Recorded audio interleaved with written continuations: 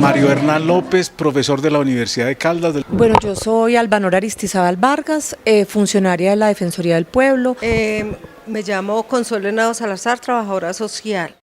El CEDAT fue la de ayudar a hacer visible y comprensible el desplazamiento forzado en el departamento de Caldas, porque hasta ese momento prácticamente en los documentos de planificación y en las discusiones sobre políticas públicas no estaba en la agenda del departamento de Caldas en lo que tiene que ver con las acciones institucionales.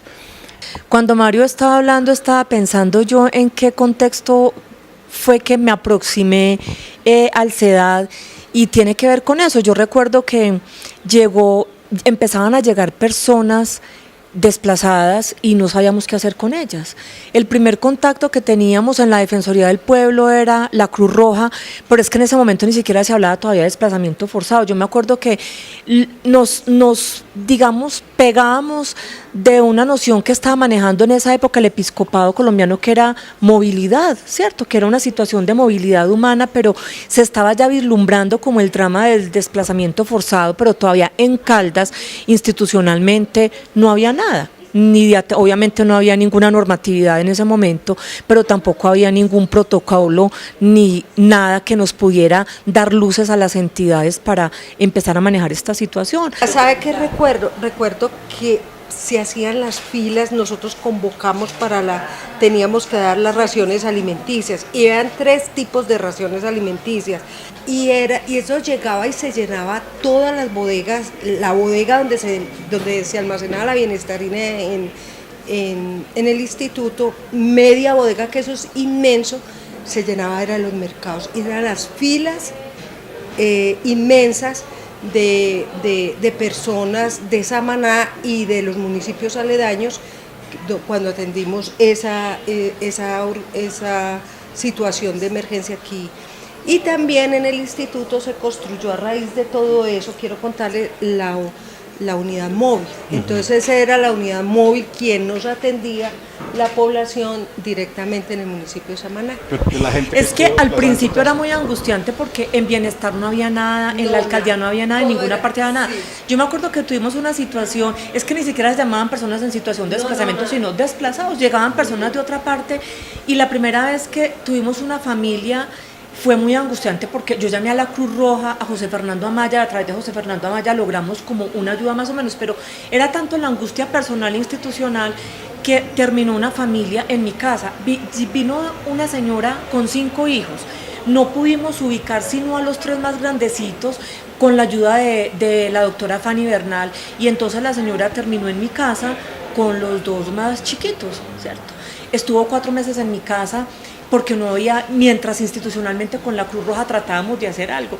Yo me acuerdo que mi esposo me preguntaba, entonces usted va a resolver el tema de esta manera, que usted haya todos los desplazados para su casa, pero era una angustia ante la ausencia de cualquier atención. Finalmente la señora recibió una ayuda, pero fue a través de la Cruz Roja, porque aquí no había ningún protocolo, no había absolutamente nada.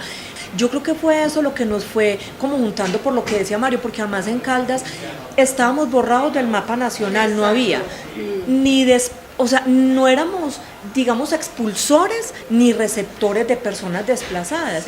Por eso fue que con ese propósito que tú decías ahorita nos juntamos, para hacer visible a Caldas con el fenómeno del desplazamiento y también la comprensión, porque es que nadie entendía qué era eso del desplazamiento forzado. Ahora, en los trabajos más recientes se encuentra que en esas zonas del oriente, Magdalena Caldense, en el norte, en el occidente, lo que había era una situación de un conflicto armado exacerbado. Estaban presentes los paramilitares, la guerrilla, desocupando los pueblos, desplazamientos forzados y otro tipo de horrores que ocurrieron en este territorio. Conflicto.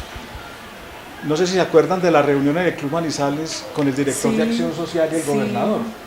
Que entramos en contradicción con el director de Acción Social porque no querían reconocer la gravedad de la situación que se estaba viendo en Caldas. Porque el director de Acción Social en ese momento estaba presentando públicamente unos datos estadístico sobre desplazamiento muy distinto a lo que nosotros estábamos encontrando y estábamos recepcionando y viviendo a nivel institucional. O sea, no había una coherencia entre el dato de acción social y lo que nosotros estábamos aportando del Instituto Colombiano de Bienestar Familiar y lo mismo que la Defensoría. Entonces ahí hubo como una situación porque lo que se quería era que no vieran a Caldas como un departamento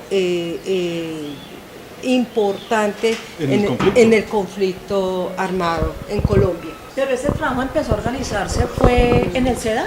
El SEDA fue el que empezó a organizar. De hecho, hicimos varios eventos académicos, claro, públicos, nacionales, para llamar la atención, estos conversatorios, desayunos de trabajo. O sea, tratamos de llegar a muchos escenarios, pero quien propició eso realmente fue el SEDA. Del SEDA fue que juntaron todas las instituciones, convocaron y a las instituciones y ahí pudimos estar para que se cumpliera ese propósito de visibilizar el fenómeno y empezar a comprender y también a plantear acciones para enfrentar esa situación.